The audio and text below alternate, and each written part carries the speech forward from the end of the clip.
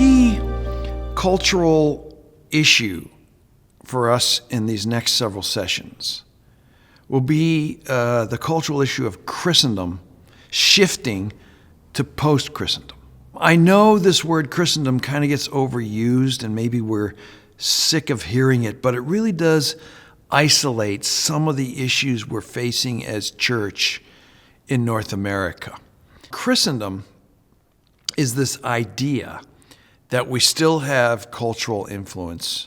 We still have the respect of the culture.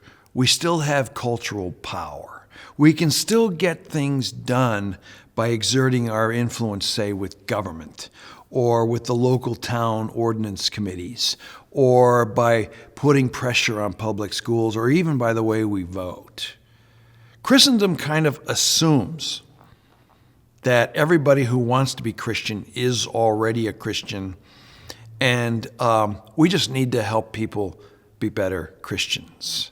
And so we assume, I'll call it a sociological orbit. So we assume this cultural influence, it's power, it's an issue of culture, but also there's this sociological issue that we're used to everybody coming to the church when it comes to issues that they have to deal with in terms of God, spiritual issues.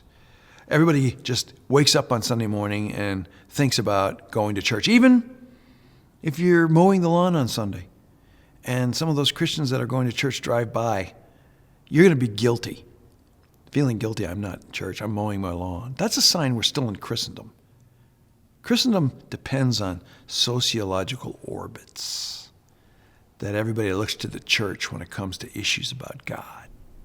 When we use the words God or sin or Jesus or repentance or salvation, we just assume, people know what those words mean. We don't have to translate. We assume the average person when they go down the street, like 50 years ago, Billy Graham could hold a crusade out in a stadium and do what was basically a Sunday morning evangelical worship service, and people would show up and would know what was going on.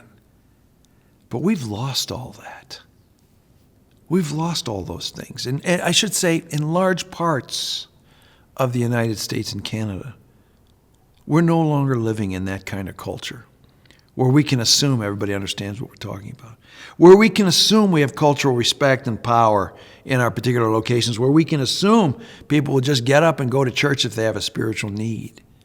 No, we are in mission. We are in mission now.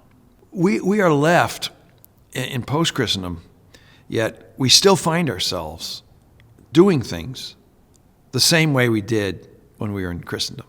We still assume people are going to come to church. We still assume people can understand what we're talking about. We still have the respect of the culture.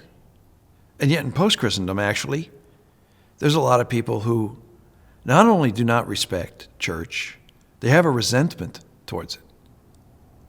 And so all that's gone, and we can't use methods and ways of thinking about church in Christendom, ways of engagement that only made sense back in 1952 or 1962. So we're left with the need to rethink the what and the why and the how of church. If in Christendom we could assume everybody that wanted to be a Christian was a Christian, they just needed to listen to a radio program and come to church. In post-Christendom, we cannot assume everybody's a Christian. Actually, we have to assume the opposite. This means we're in a cultural situation of mission again. Mission is no longer sending people overseas to those places that are non-Christian. Mission is now sending somebody out the front door of our local gathering on Sunday mornings.